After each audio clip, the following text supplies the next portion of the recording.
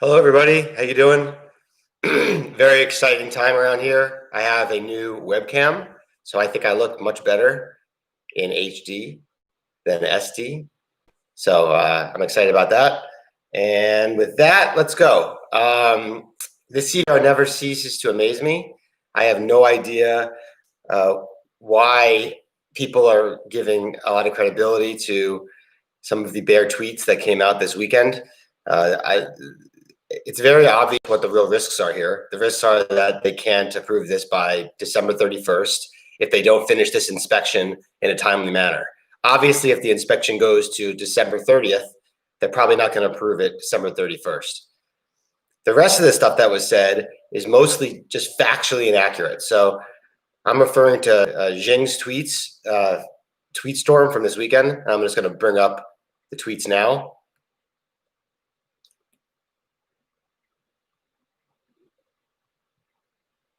Hold on one second.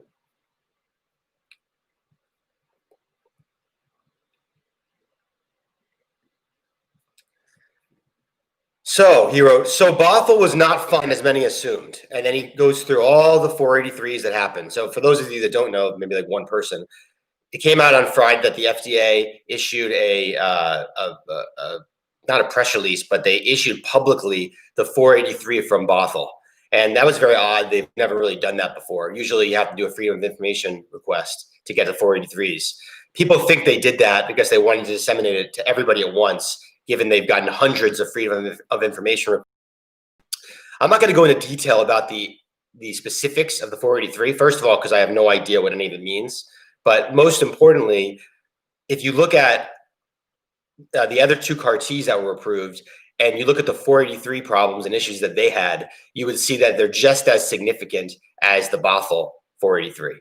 But you don't have to even read it, because there's no way the FDA would be going into Houston if they were going to issue a CRL based on the 483s from Bothell.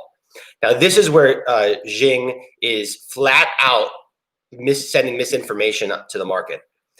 First, it was BioMarin that got a CRL without being inspected. His argument there was that it was CRL'd for clinical data, not for CMC, and that's the reason why they didn't inspect. Okay, that's just bullshit. But then we have a second issue, a second example from November with Liquidia. Liquidia got a CRL in early November, and it was CMC related. And they said they also did not inspect the facilities. And the FDA says in the future, they're going to need to inspect the facilities in order to approve. And then finally, this morning, we have some other drug that's totally has no read-through to Lysocell that got a CRL for CMC issues, and the FDA did not inspect the facility. So Xing has said multiple times over the last 3 weeks that when you pay for your PDUFA fees, that a complete response requires all the facilities being inspected, and then they will give you the CRL. I just gave you 3 specific examples of companies that have gotten CRLs where they did not inspect the facility. Yet he's still spouting this information, which is just flat out false. He's living in a pre-COVID world and thinking he's an FDA expert and not actually looking at the data points we have right in front of us, which is that the FDA could have and would have CRL'd Lysocell if the Bothell facility failed. Further, the FDA could have CRL'd Lysocell without ever even inspecting Bothell if they had problems with quality control or clinical data or anything else about Lysocell prior to the Bothell inspection. Now, this is where it gets a little nuanced. Is it possible that the Bothell 483 was mildly bad enough to where, depending on what they find at the Lonza facility, they still CRL for issues they found at Bothell? The answer is yes. Of course, that's possible. But the FDA did not decide to inspect Houston weeks after a missed PDUFA date in the middle of a pandemic because they're just trying to complete this review to give them a CRL. It's absurd, okay? So let's just throw that all out there. The second thing that he says that's ridiculous is he tries to come up with how many days the Lonza facility is going to take to inspect. He extrapolated the square footage of Bothell, which was 68,000 square feet, And the Lonza plant is apparently 300,000 square feet. So he thinks it'll be a 14-day inspection. Again, this is just ridiculous. Lonza manufactures drug for many different products. And the lysocell product is probably in a small part of this overall facility. The FDA is not going to take 14 days to inspect Lonza in the middle of a pandemic, okay? It'll be somewhere between 3 and 7 days is my guess. Which brings me to my third point. The stock's down today because the FDA has come back today, okay? So people were hoping it would be over on Thursday and Friday, and then they have the 15-day clock would start, and hopefully, you know, Bristol would get, or Lonza would get the 483s replied to quickly, and you'd have the 1231 by 1231 approval. Because they came back today, obviously you can't be approved until the inspection's over. So the longer the inspection goes, the more there's a risk of that 1231 deadline, okay? My guess is the inspection will end this week at some point. I would rather it be over sooner than later. Hopefully it's over by Wednesday. Wednesday would be a 5-day inspection, which would be pretty normal in the case of most CAR-Ts. I was told, I think that in Europe, when Yescarta was approved, the vector inspection was 2 days long. So we'll see what happens there. But to repeat, the 483s out of Bothell could not have been material enough to CRL the drug on those 483s. Yes, there's a chance that they found something that they needed to check in Houston, in Houston, in order to make sure that the product is approvable, but they're definitely not missing a PDUFA date and then now sending someone in the middle of a pandemic into Houston. So let's talk a little bit more about, I talked about this yesterday or last week, but how significant it is that they're inspecting right now, because I can't overemphasize it. They didn't just restart inspections either, Jing. Jing says the reason why they're inspecting now is because they recently restarted inspections. Fact check, false. They restarted inspections in July, okay? That FDA commissioner tweets was from a speech in early November, that the speech in early November had the words "in July," comma, and then said the exact thing that he tweeted, which is, we have resumed priority inspections. So inspections were already restarted. They didn't pause and then get restarted again in October or November. And they chose to go down to Houston for this specific drug in the middle of a surging pandemic, even though a vaccine is right around the corner in January. The only reason why they would do this is if they felt a sense of urgency to get this drug approved. That is the reason you would own it.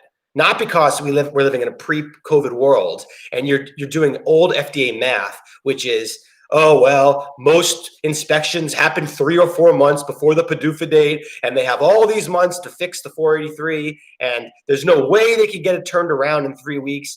It's all true before 2020, okay?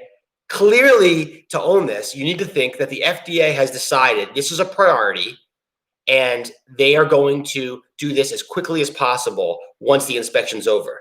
And I gave precedence here. The precedence here is that in July, at the end of July, they inspected a plant in Europe, Bayer, and they approved it.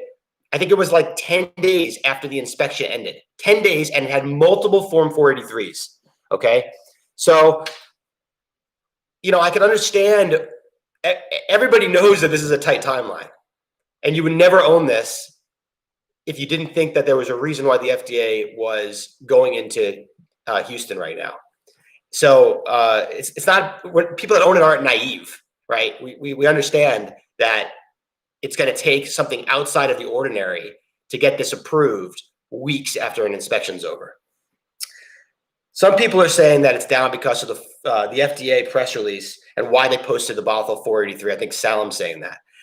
The best example I have, or the best excuse I have for why the FDA did that, was to get the information out to the market, to everybody at the same time, instead of having to respond to 300 freedom of information requests. That the FDA did not post that 483 to prepare the market for a CRL that they could have just given 3 weeks ago. To remind everybody, the easiest way for the FDA to get this mess off their backs is to have CRL'd it. If you CRL it or you approve it on the PDUFA date, you make your deadline, and there's no more controversy. They CRL lots of drugs.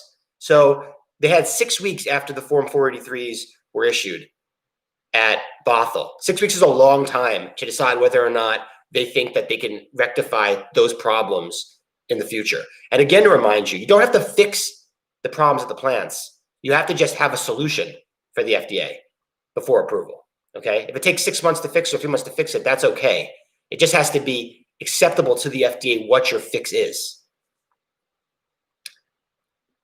So yeah, I get frustrated by actual factual inaccuracies, okay? 3 different drugs, all CRLs, all did not inspect. Was that a complete response? Let's see what else we have here. He also says, by the way, he also was a 50% chance of a CRL on the PDUFA date. He was wrong. Okay, I have never seen him square up on that. One of my favorite tweets he did was after 11 tweets about the 483 and about how terrible the 483s are, he gets into Q&A with somebody, and he actually says in his tweets,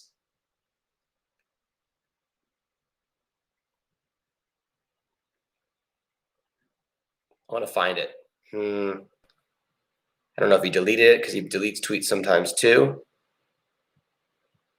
But he said it will be approved, just not by 12/31 is basically what he wrote. So after telling us how terrible these 483s are and how they're, probably insurmountable, or they're going to take 6 months or whatever, it'll be approved, but not by 12/31.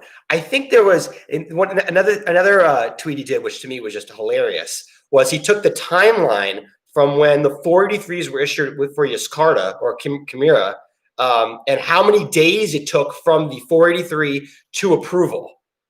And he then is extrapolating that from this inspection to approval and said it would be like a mid-February or late February approval based on that.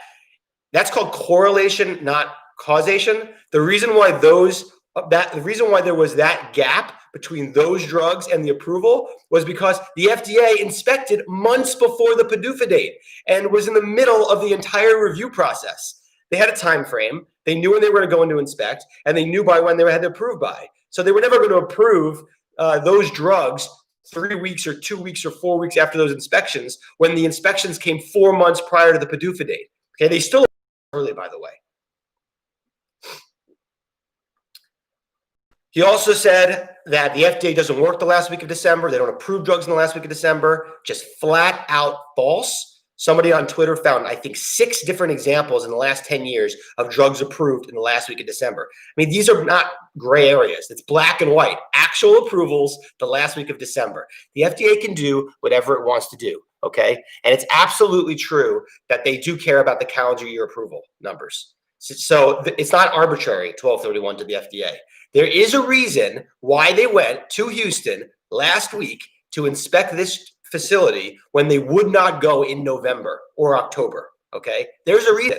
If he wants to just pretend like they just got around to it, that's fine, but that's definitely not why they're there right now. Do they get it done by the end of December? Do they have problems, end up CRLing this for problems at that facility? Both of those things anybody can debate, because it's definitely not 100%. It's not even close to 100%.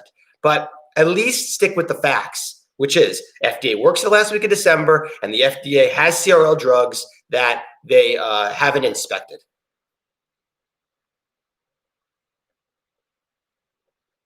So the FDA was here today, right?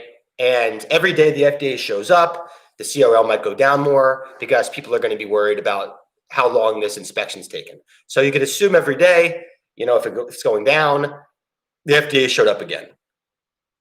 As far as I'm concerned, if it gets done this week, we have a really good fighting chance, okay? If it doesn't get done this week, it's a very long inspection. I don't know how they could possibly turn it around by the end of the year, but the FDA can do whatever it wants, right? They can approve it a week after the inspection's over. Remember, I believe everything's done. I believe labeling's done. Everything's done except this inspection. Now, what's the upside downside here, right? The stock's trading at $1.96 right now. And the way I look at it is this. So if we get to December 31st and we haven't been approved, I don't think the downside anymore from a litigation standpoint is 50 cents. I think it's probably more like $1. And that's because I think Mr. Myers is in a lot of trouble if this gets approved in January. And the reason for that is, as long as the FDA finishes their inspection in December, which of course they will, you can make an argument that Bristol Myers or their partner Lonza took too long to respond to the 483s. Maybe they waited the full 15 business days, and they did that to try to keep this approval to happen by December 31st. It just creates all sorts of new hair for Bristol Myers. And I think that given the $9 ultimate payout, $1 is a very good expected value of what either litigation could be or what Bristol Myers might do to try to fix the mess that they're going to be in if this gets approved in January. So if $1 is your downside, and I think $4.50 to $5 is your upside. I think $4.50. I think it's very strongly that's my floor on what the upside is if it gets approved by the end of the year. That's right now. That's $2.50 up, $1 down. Okay, for approval by the end of the year. So the market's pricing in less than 40% chance of this being approved by the end of the year. I believe that's what those odds are. One down, two up would be 33% chance. So one down, 250 up is like 30% chance, something like that. Not a lot. Okay, so you're getting paid for the risk here. It's not like it's pricing in a sure thing. It's my belief. I was, as of last week, I said I was 2/3 likely that this would be approved by the end of the year. I still am at 2/3. I would say 65% chance this is approved by December 31st, 25% chance it's approved in January, and then a 10% chance it's CRL'd, because I can't, define what the odds are of a inspection CRL at the Lonza facility. It should be under 10%. And with that, let's take some questions. All right, I'm going to start from the top. So we know how many FDA personnel are at Lonza. There were 2 at Bothell and took 7 days. Not apples to apples, but if there are, let's say, 3 FDA people at Lonza, it would take less days to complete. I said a little bit. We don't know how many are there. I think there was 2 or 3. I think, but I don't know for sure. It's a different kind of inspection. They're just inspecting the vector, and it's a small part of Lonza's facility. Okay, Lonza's facility has never been approved for anything, so I can't tell you if they have to then go around and inspect everything about the facility. I simply don't know. But it's my belief that they have a section of this facility dedicated to making this vector, and that's what they will inspect, that dedicated part of the facility. I have no idea how long it will take, but I do not think they would be sending people into the pandemic into Houston for a 2-week inspection. If it was going to take that long, you just do it in January when you're vaccinated. Do we know if only a single Lonza facility in Houston? Yes, I'm virtually sure it's just one facility in Houston. Do they work on weekends? I don't think they work on weekends. Do you know for sure whether BMY, Lonza, or both are responsible for responding to the 43? I don't. I would believe it's Lonza because it's Lonza's facility. Do you have any other data points than the one you cited where it's happened within 2.5 weeks of completing inspection? I don't, Marty, but here's the thing. The FDA has been either waiving inspections or CRLing without inspecting. So there's not been a lot of situations like this at all, which is what makes this so unique, and which is why I thought they would get it done by the PDUFA date. There's currently not a single breakthrough designated drug that has been deferred except for this drug, I believe. I might be missing one that has an international inspection that needs to be done. I don't think so. I can't remember. But this is not like there's 10 of these out there. The FDA is trying to check the box for them. They have one, right? So it's a bad look for a breakthrough designation oncology drug to have missed the PDUFA date because they couldn't inspect a domestic facility in Houston. And I guess that finally came through to FDA, and that's probably why they're down there right now. So the longer this stays outstanding, the worse the look gets. And again, the reason why the FDA could do whatever the FDA wants to do. If they made it clear that they need to physically inspect this facility, guess what? The day they finish the inspection, they can say that they physically inspected the facility. They can approve it without getting any of the Form 483s responded to. Again, you can't be in a pre-COVID world here. They're doing things differently. You could say that they shouldn't have given the CRL to BioMarin or Liquidia without inspecting the facilities. Why didn't they defer those PDUFAs until they can get the facilities inspected to then give a CRL? They didn't do that. I really like the new webcam. Thanks. FDA doesn't care about the CVR, yet FDA is inspecting despite COVID. Therefore, FDA does care about something. What is that something, and what does it imply about timing? Yeah, hey, Glenn. That's exactly what I'm saying. They went down there this week for a reason. It's not just because this is what was next on their schedule. Thoughts on ide-cel underperforming JNS myeloma drug? Yeah, from a competitive standpoint, ide-cel is probably not going to look so great in the market once the J&J drug gets approved. But that's totally irrelevant from the FDA's perspective because the J&J drug hasn't even been filed yet. So when the FDA decides to issue its ruling on ide-cel in March, they'll do so as an unmet need that's never been in market yet.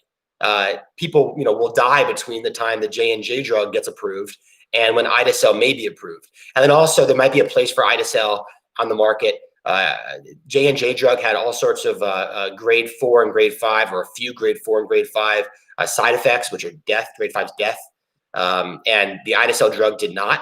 So, you can make an argument for that maybe you give ide-cel to sicker patients because you don't want to have to deal with the toxicities. I don't know. I'm not an oncologist. But no, that should not stop ide-cel from being approved. It's just that's more of a commercial aspect for Bristol Myers. Let's see here. Can the FDA approve a drug before they receive responses from 483 if there are no patient-related concerns? The FDA can do anything they want. There's not even a rule they have to inspect facilities. There's no Congress-mandated law for this. So the answer is yes. They can approve it the day after they finish the inspections. Will they? Probably not. They'll probably want a response to the 483s. But they might tell Bristol Myers and Lonza, look, we want this turned around fast. Right? We want this done by the end of the year, not because of the CVR, obviously, but because we want it done in the calendar year. And we're also getting a lot of pushback and questions about why we didn't inspect a domestic facility for a breakthrough designation oncology drug. I'd also like to remind people that Lysocell is the safer of the more efficacious CAR T. So it can be used in an outpatient setting versus the more efficacious one is more likely to be hospitalized as a result of the side effects. In the middle of a pandemic, that's pretty important, right? Keeping people out of the ICU, keeping people out of the hospital. The FDA surely knows this. So, this drug has a particular need right now that can actually help during the age of COVID. If I believe a 483 is issued, the approval rejection is dependent on those responses. Don't quote me on that. Hopefully Matt can provide more info. The FDA can do whatever the FDA wants to do. But yes, I would think they would get a response from the 483 before they would approve. Do you have any proof the FDA is actually at Lonza? I know you trust Dan, but it's hard to tell from the outside.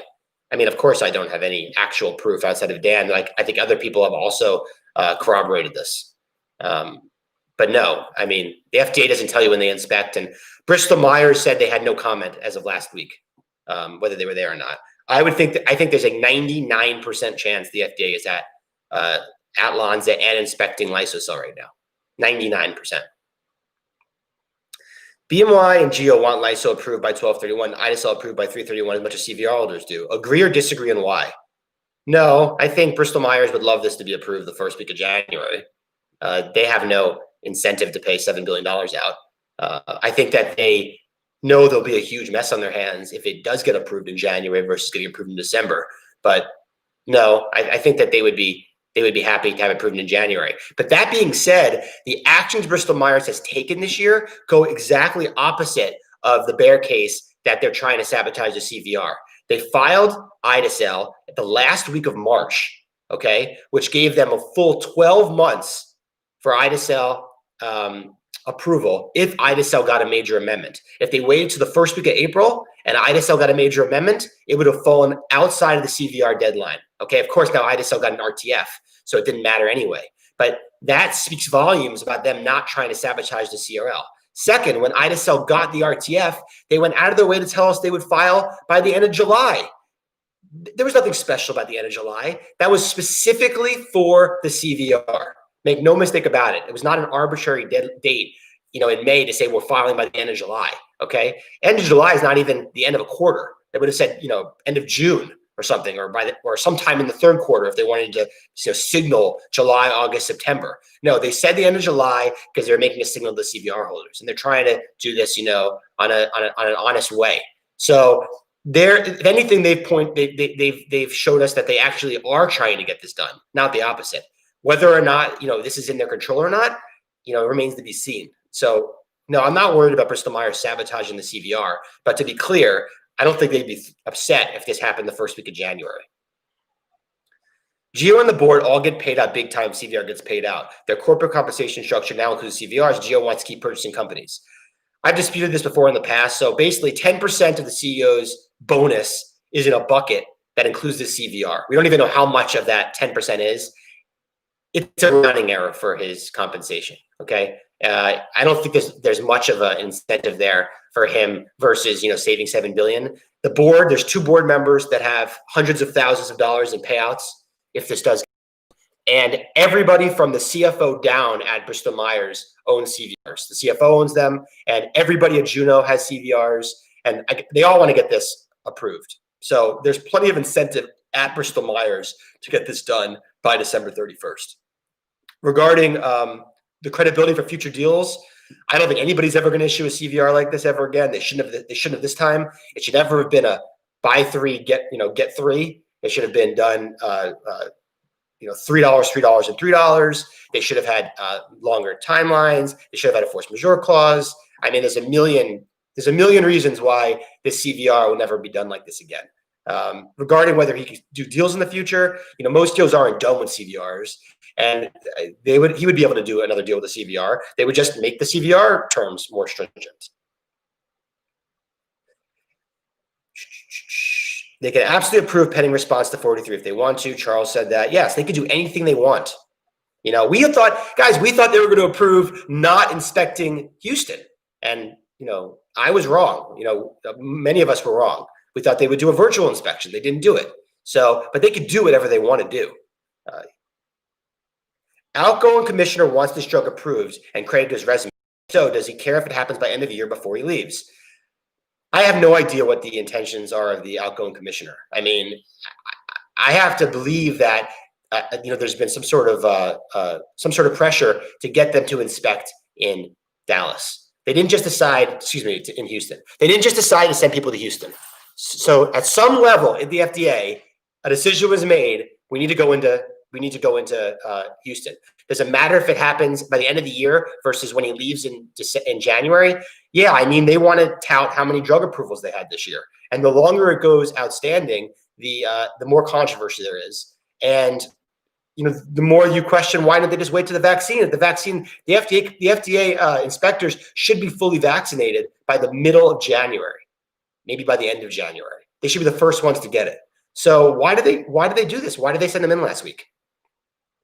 FDA statistics about yearly approvals are mandated by PDUFA, and those bureaucratic goals actually do mean something to career bureaucrats. Yeah, I agree.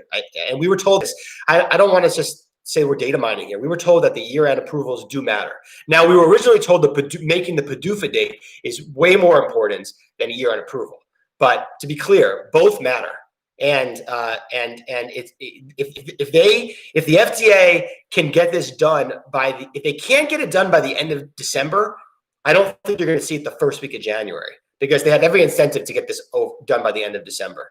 It's more likely to happen in the middle or end of January, I would guess, if it doesn't happen by the end of the year, which is more of the reason why I think it happens by the end of the year, because I think that they approve it to get the end of the year approval numbers. And I think it could happen the last week of December.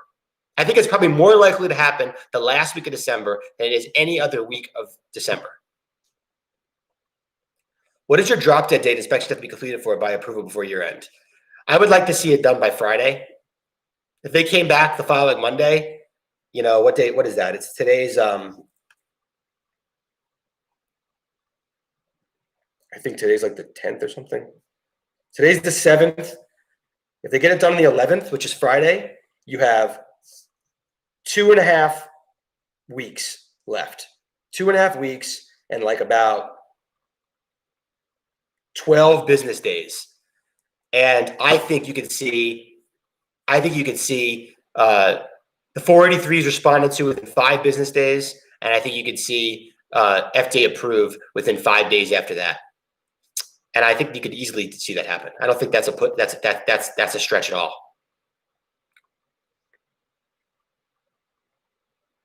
Does Xing have credibility to analyze FDA contracts, or is he speculating on what his belief is? What do you mean FDA contracts? I don't even know what you mean. What contract?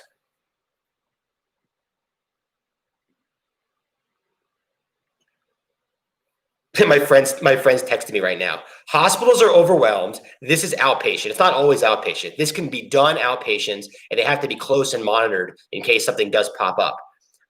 Even with the vaccine, this doesn't change anytime soon. FDA wants to approve this, and BMY doesn't want any more headaches if approved in January. And yeah, I agree with all of that. This will save lives. This drug has always been differentiated between the other two drugs. It would save lives even in a COVID world. But in a COVID world, it truly will save lives and will save hospital resources.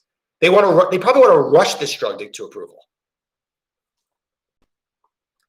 The 483 forms aren't contracts. The 483 forms, are a contract is between two parties. A legal form between two parties. This is simply the observations that were found at someone just texted me, "You look less bald lately, FYI." Oh, it's Dan. These are simply observations you get after you do an inspection.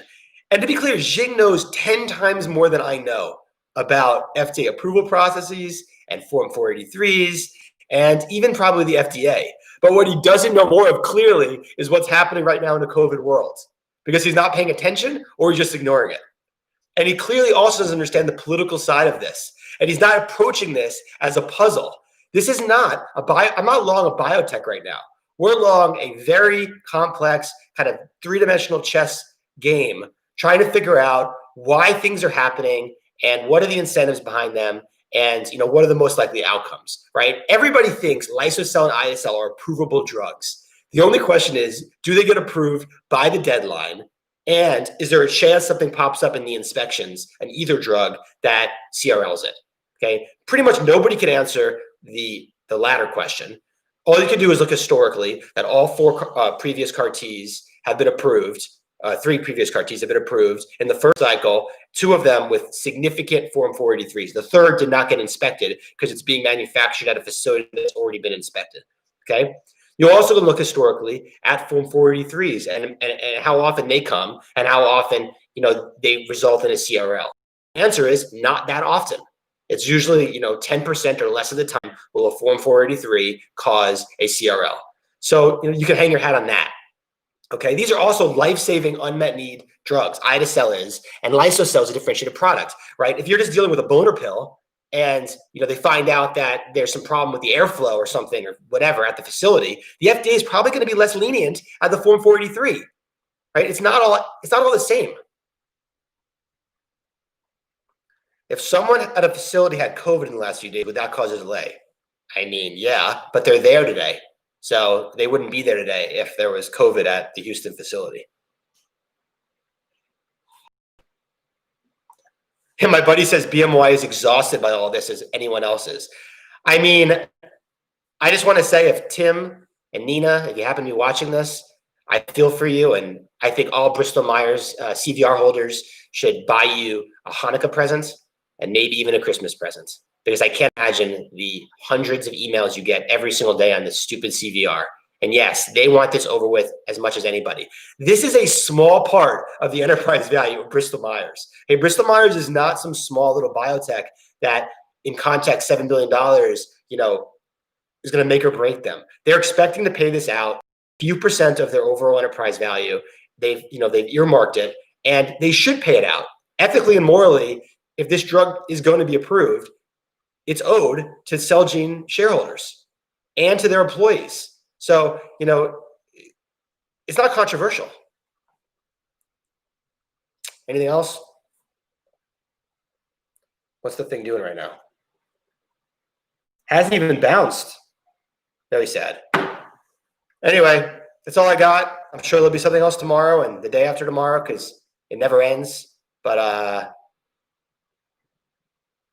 Yep. All right. Take care. See you next time.